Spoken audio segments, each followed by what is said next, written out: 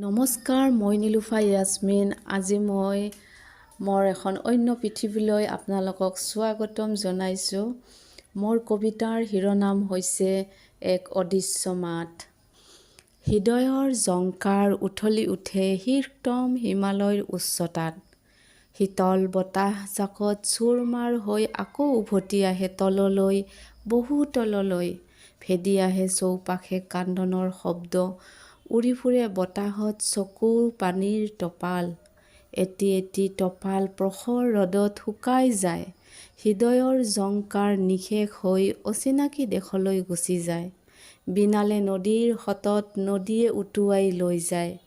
পানীৰ সৈতে মনৰ বিষাদ বিলীন হৈ যায়। সেউজীয়া দলিচাত মনৰ বেথা মেলি ধৰিলে, নিয়ৰৰ টপালে তিতাই দিলে।